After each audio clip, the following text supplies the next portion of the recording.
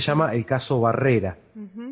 Un caso que se origina en el año 90, el día martes 30 de enero del año 90, y dura 5 días. En realidad el hecho es que una persona se pierde en el Cerro Uritorco. O sea, en ese sentido, como decías vos antes, tiene muchos puntos en común con el de Gabriela y su grupo, ¿no?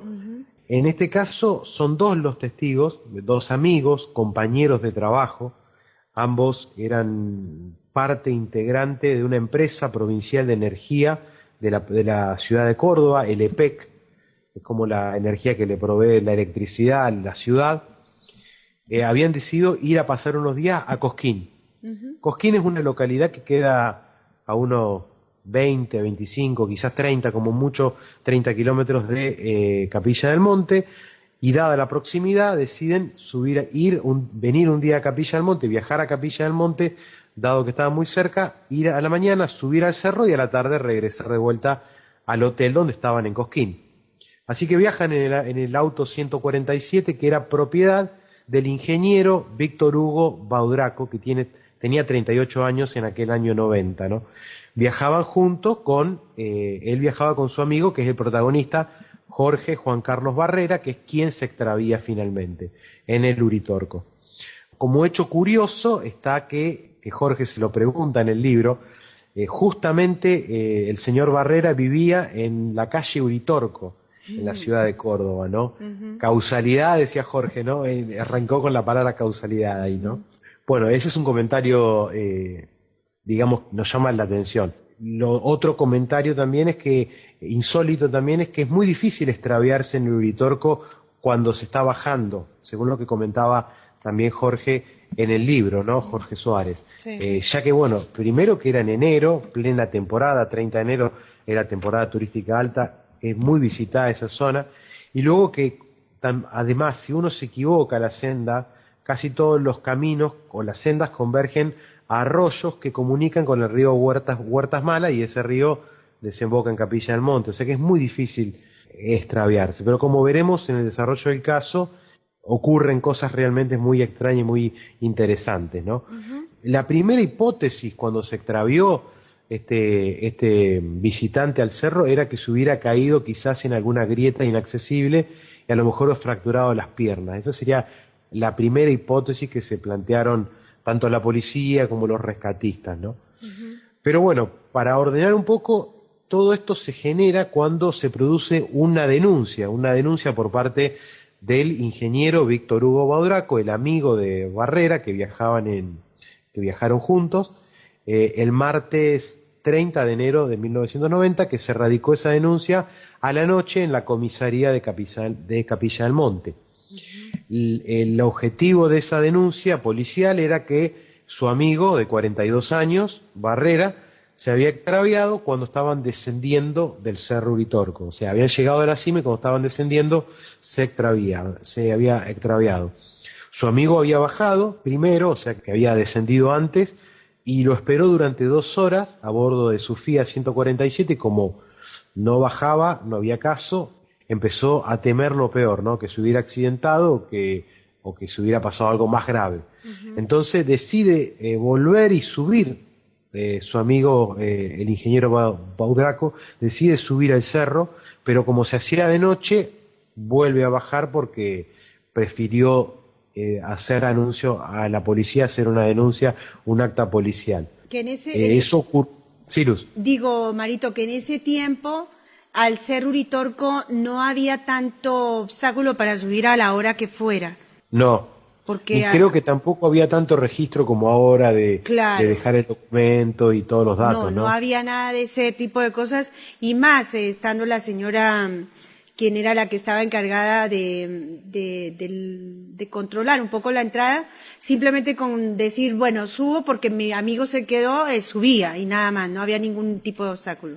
Claro, se ve que él quiso subir, pero como era tardecita, ya haciéndose de noche, subió bastante y después se volvió porque, bueno, vio que se venía de noche y temió por él también, digamos, ¿no? Así que, bueno, hizo esa denuncia. Esa misma noche ya había policía que llegó hasta la zona del Valle de los Espíritus, o la Pampilla, donde está el refugio, y no lo encontró. cosa que era raro porque donde lo había perdido, donde lo había visto por última vez el ingeniero Baudraco a Barrera había sido de la mitad del cerro hacia abajo, ¿no? O sea que ya habían pasado o atravesado por el lugar donde está el refugio. Pero bueno, sin embargo la policía llegó hasta ahí y no encontró nada. Al día siguiente había 100 personas en una búsqueda y a medida que fueron pasando los días se fue sumando cada vez más los rescatistas, inclusive se unió un escuadrón, un equipo de prácticas especiales de rescate que se llamaba Éter, y también se incorporó un helicóptero militar. Al tercer día ya los socorristas habían revisado cada centímetro de la zona, 15 kilómetros alrededor del cerro, y no habían podido encontrar a nadie. O sea que era un misterio donde podría haber estado este visitante, ¿no? Vamos con la cronología del hecho. El martes 30 de enero, Barrera y Baudraco viajan desde Cosquín, como les comentaba antes, hasta Capilla del Monte para subir al cerro.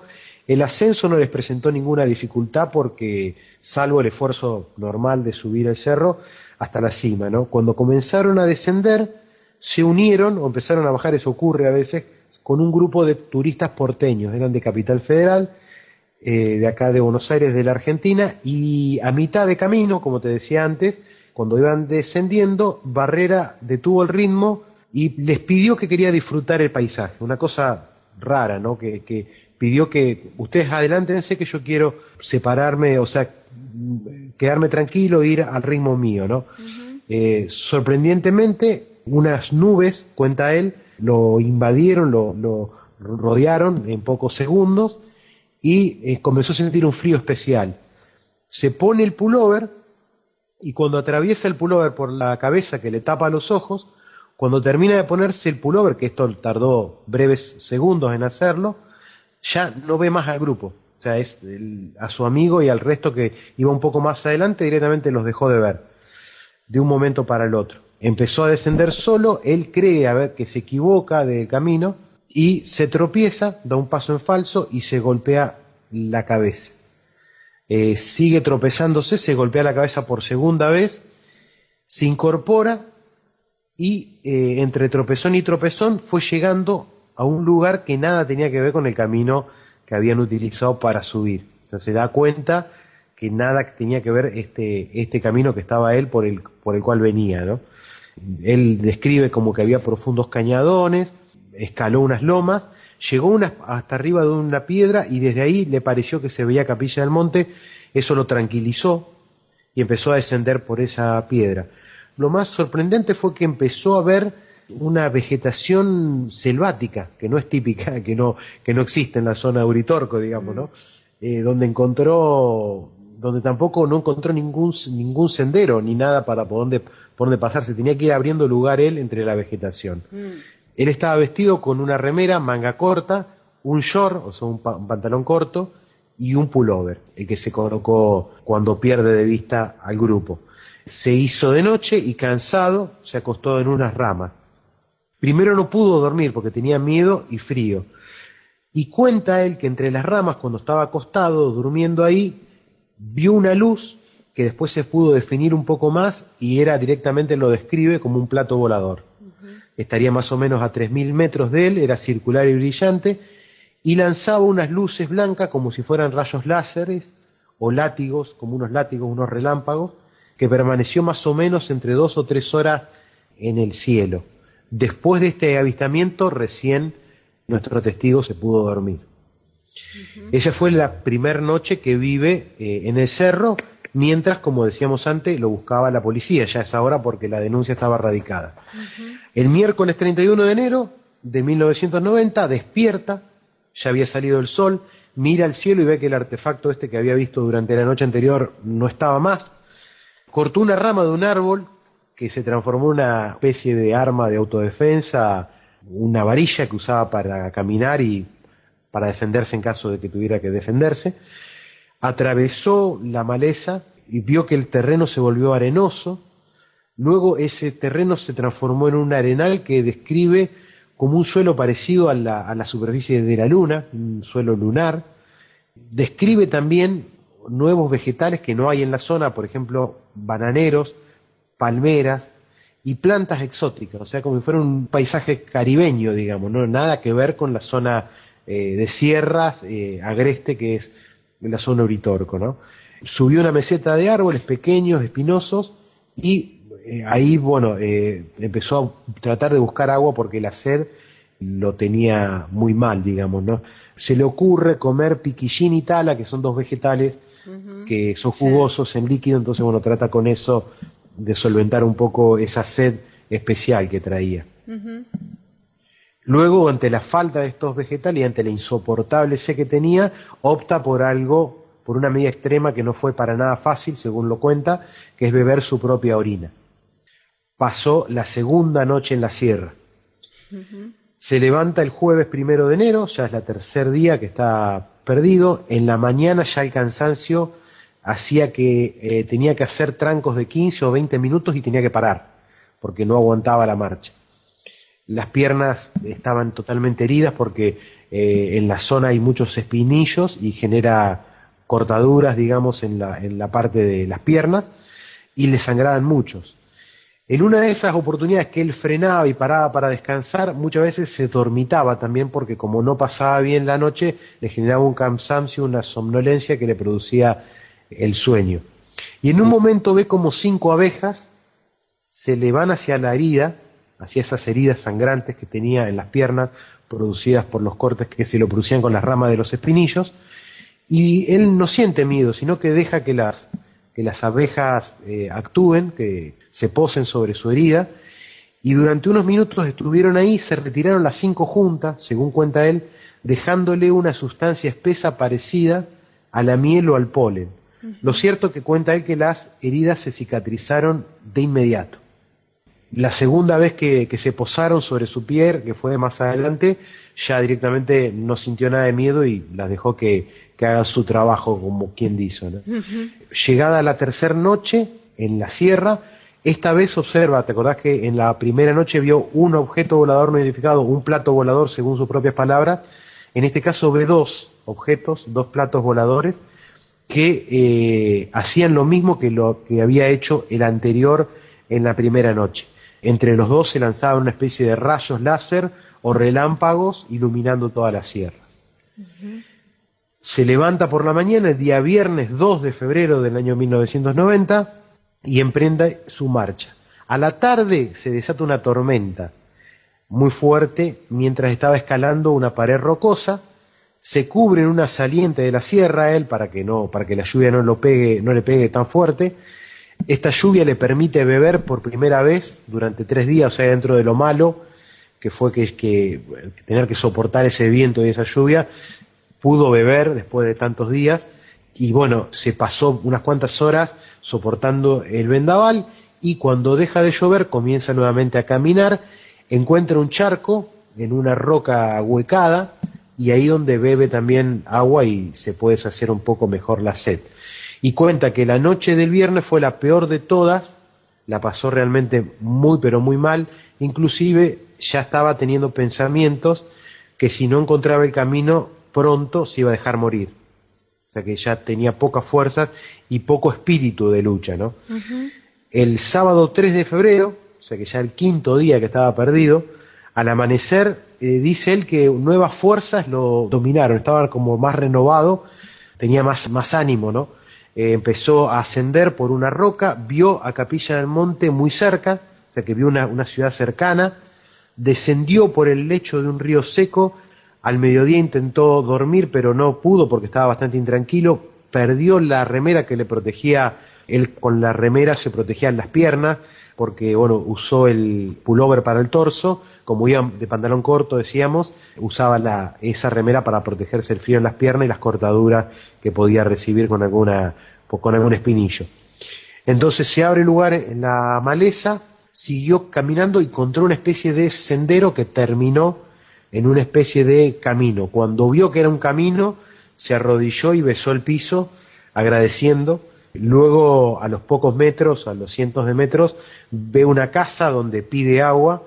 Cuando los habitantes de esa casa supieron que era la persona que buscaban los rescatistas durante los últimos 5 días, que era noticia en Capilla del Monte, lo subieron a su automóvil y lo llevaron primero al hospital, La zona donde lo encontraron fue la zona de Ojo de Agua, que es el lugar totalmente opuesto de donde él se había perdido, donde lo habían estado buscando, ¿no? Sí, que es hacia la zona del faldeo, que le llaman del faldeo, por esa zona cayó. Exactamente, exactamente. Primero lo llevan al hospital, pero como los primeros estudios dan que no estaba tan mal, pese a que había estado realmente días muy difíciles para él, pero bueno, estaba hidratado por los últimos 2 días, se había podido hidratar, y bueno, lo recompusieron un poco y lo llevaron a la policía, donde hizo su descargo, y ahí fue donde Jorge, cuando luego de él dar todas las explicaciones en la policía y hacer un parte de esa denuncia que había hecho su amigo, su compañero de subida, de ascenso al cerro, es donde Jorge le hace una pregunta. Ya cuando Jorge lo ve, intuyó de que había algo más, que tenía algo más, ¿no? Lo mismo que ocurrió con Gabriela. Primero obviamente lo racional es que se perdió, se golpeó, se extravió, pero luego cuando él empieza o lo ve la cara, y ya Jorge en esos años había adquirido una experiencia, un sentido extra para darse cuenta cuando era algo más, ¿no? Y a él donde todo esto que acabamos de contar y de detallar, le cuenta todos estos hechos, cómo fueron día por día, y le explica todo esto que había vivido, ¿no? Uno de esos casos más especiales, con datos muy curiosos que se han dado en el Uritorco, ¿no, Luz?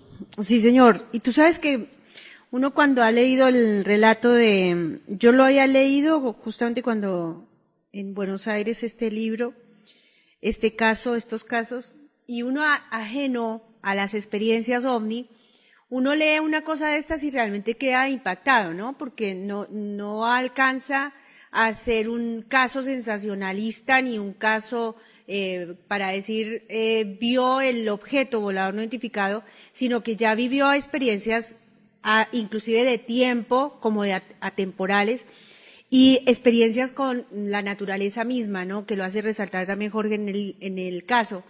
Una vegetación que no coincide con la registrada en el lugar, y tiempo para recorrer ese espacio es demasiado para bajar desde esa montaña a Ojo de Agua. Es decir, hay muchísimos elementos que a uno, por lo menos cuando uno lo lee por primera vez, dice, bueno, esto es algo rarísimo. Es muy raro, y vos sabés que yo te agrego algún caso más, alguna cuestión más.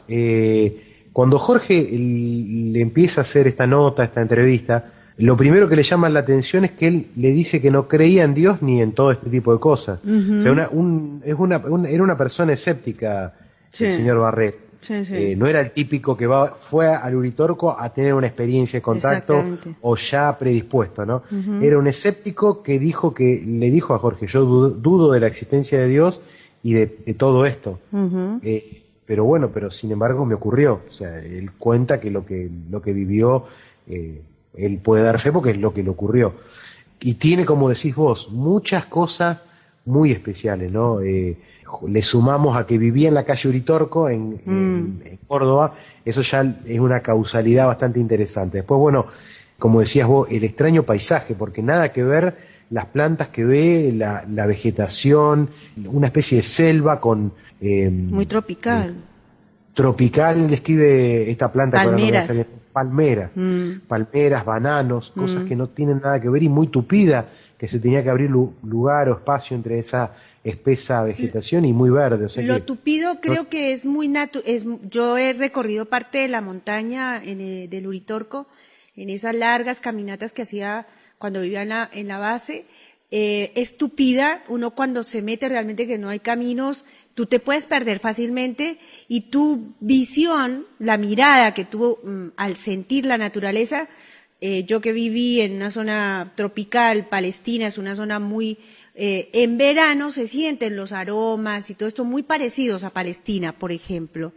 Es decir, claro, que en algún momento él puede, en esa pérdida de espacio-tiempo y metido en semejante naturaleza, tú puedes llegar a confundir el aspecto tropical.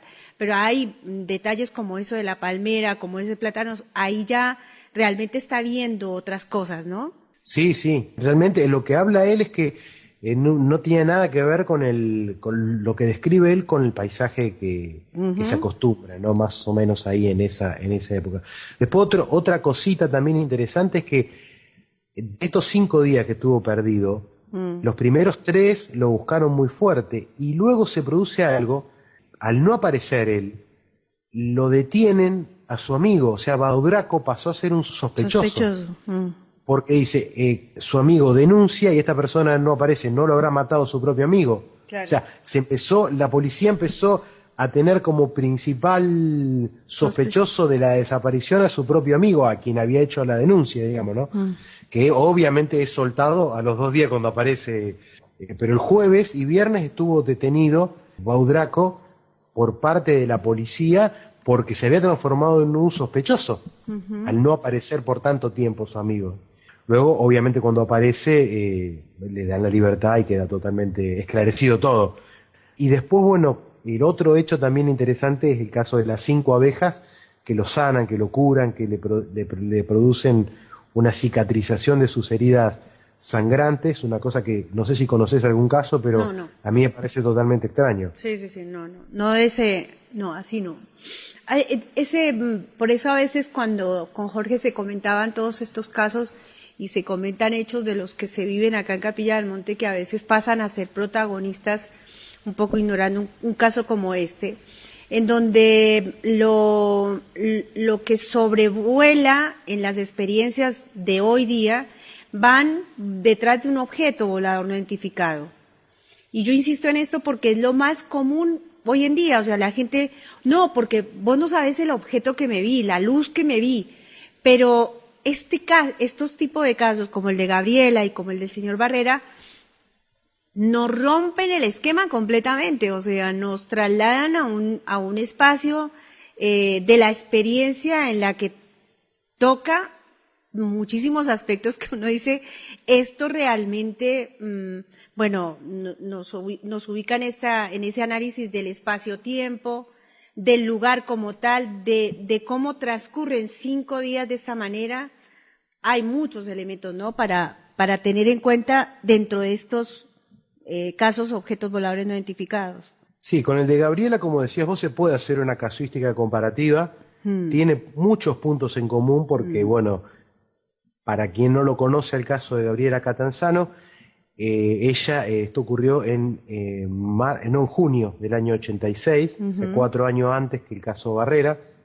Ella tenía un grupo de mística, de meditación, de contacto, y ella recibe un micro que tenía que tomar en Retiro, que es la estación por excelencia de micro en la capital federal, y le dan el horario mentalmente, una información, cuál era el micro que tenía que tomar, y no sabían cuál era.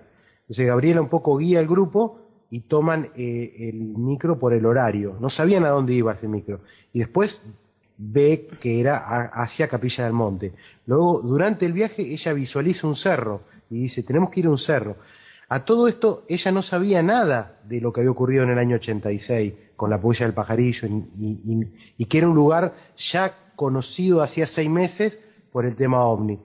Y guiados por ella, suben, hacen una ofrenda, o sea que quedan descalzos, casi sin ropa porque se ponen unas túnicas, y descalzos, sin comida, sin nada, suben arriba al cerro y tienen también una experiencia de varios días.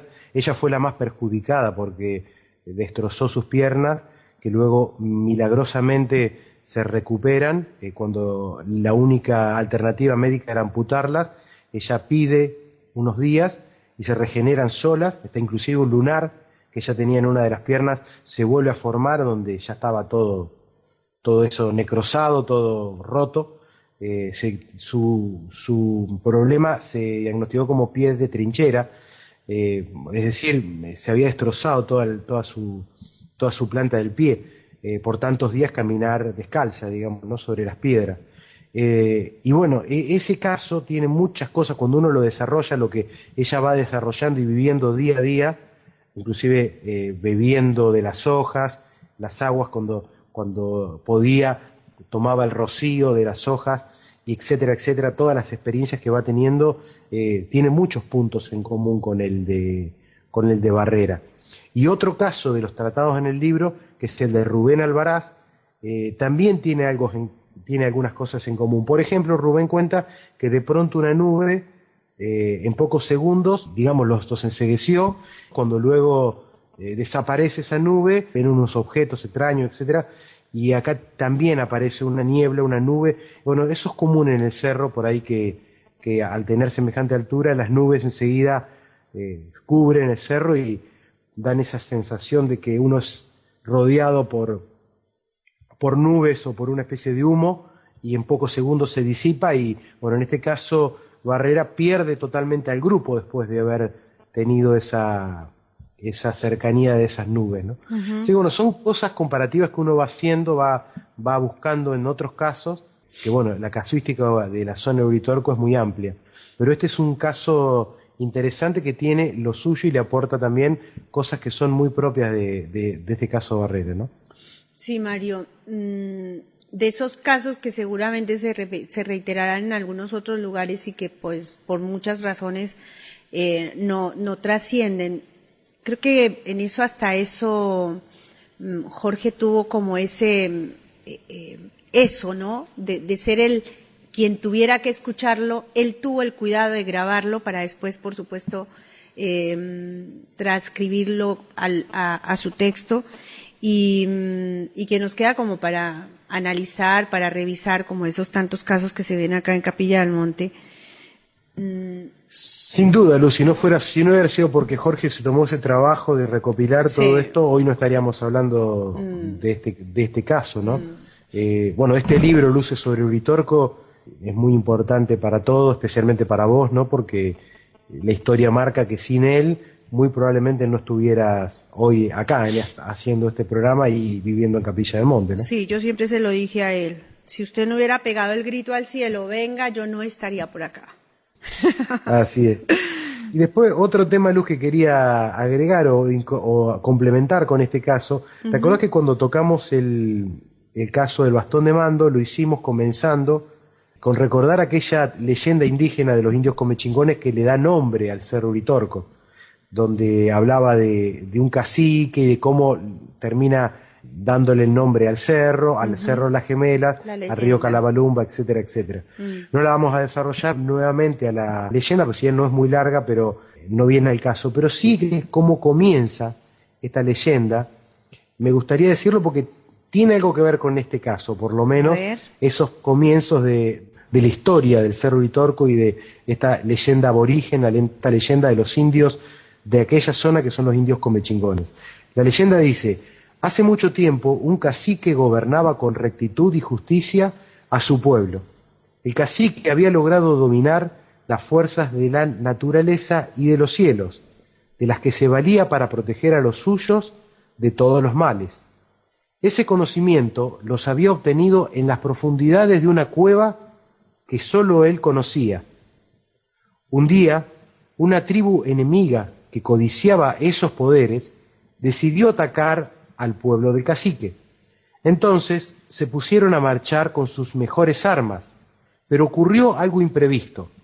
Cuanto más empeño ponían en acercarse a sus enemigos, las sierras por donde caminaban se volvían desconocidas. No solo eso, también el sol parecía cambiar de lugar, y en la noche las estrellas se desordenaban. Una mañana creyeron haber encontrado muy cerca a la ciudadela del cacique. Ya se preparaban a lanzar su ataque cuando se dieron cuenta que era su propio pueblo. El cacique se había burlado de ellos. Durante días habían caminado en círculo. El poder del cacique formaba una muralla de confusión que hacía perder a todo aquel que deseaba el mal para su pueblo. A partir de ese día juzgaron inútil todo ataque, pero no se dieron por vencido, esperaron el momento propicio para vengarse. Bueno, es la primera parte de esta leyenda, pero acá quiero rescatar dos cosas. Primero, que el cacique de la zona del Uritorco había logrado sus conocimientos en las profundidades de una cueva que solo él conocía, ¿no? Hoy se habla mucho de una ciudad mitológica en las profundidades del cerro. Bueno, quizás tenga su comienzo ahí, ¿no? En que ese cacique había obtenido ese conocimiento en las profundidades de una cueva que solo él conocía en las profundidades, en el centro de la tierra bajo el Uritorco. Ese es un caso. Y el otro es cómo él, este cacique, hacía perder a sus enemigos. Los enemigos que querían atacar al pueblo nunca llegaban, porque decía que el lugar se volvía diferente, las sierras se volvían desconocidas, parecían que estaban caminando en círculo, el sol cambiaba de lugar, las estrellas se desordenaban a la noche. Increíble, y terminaban volviendo a su propio pueblo, ¿no?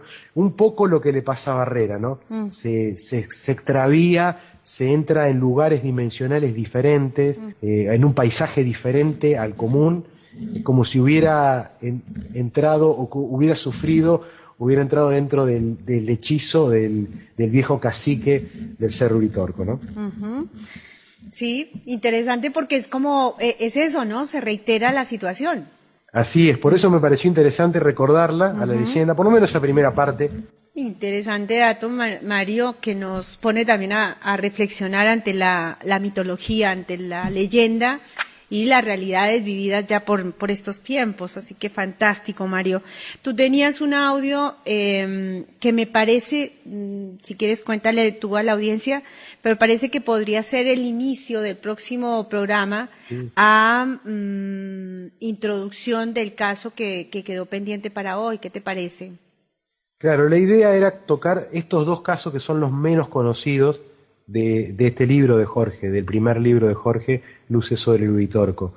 Este capítulo 6 se divide en dos partes. El primer caso, que es el que estuvimos desarrollando hoy, y el segundo caso es el caso de las arenas calientes del Carrizal, que no es también de los más conocidos y que es muy interesante, un caso como vamos a desarrollar más adelante en un programa. Bien, es una huella calórica que tenía una temperatura fuera de lo normal y que tuvo también en vilo a la sociedad capillense por aquellos años, en el año 91 para ser exacto, en el mes de septiembre. No quiero adelantar mucho, pero es un caso muy apasionante también.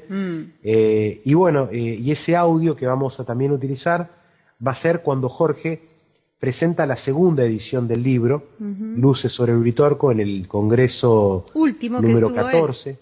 Claro, en el número 14, que estuvo nuestros amigos de México, Jorge Valderrábano y Jaime Maussan, entre otros, también estuvo Andrea Pérez Inmondini. Y bueno, en ese congreso se presentó la segunda edición del libro, Luces sobre el Uritorco, una edición ampliada, y donde él cuenta un poco cómo nace este libro, y tiene que ver con el caso de la huella del Carrizal. Porque él pensaba llamarle al libro Los ovnis del Uritorco, y cuando manda todo el material a la editorial en Buenos Aires para que lo publiquen, adelante de todo él había puesto una nota periodística que reflejaba el caso de la huella del Carrizal. Y ese caso, esa nota periodística, ese recorte de diario, se titulaba Luces sobre el Uritorco. Entonces el editor pensó que ese era el nombre que iba a llevar el libro y le pone el libro Luces sobre el Uritorco, pensando que era el nombre que Jorge le había puesto al libro, y no, el nombre que Jorge le había elegido era Omni sobre el Uritorco.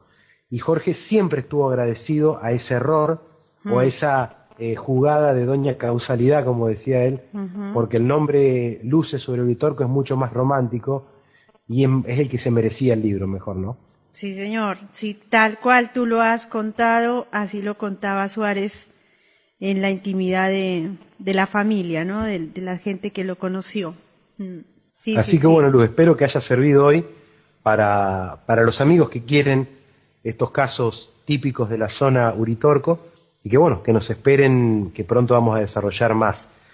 Bueno, Luz, feliz noche, nos vemos la semana que viene y linda semana para todos. Un beso grande. Para ti también, Mario. Y gracias, lo tuyo es excelente. Lo dice la audiencia y por supuesto acompañamos estos comentarios. Feliz noche, Mario. Feliz noche a toda la familia que nos ha acompañado, a toda la familia que nos escuchan en diferido. Y nos vamos con un poquito más de esta musiquita que hemos traído para el día de hoy. Feliz noche.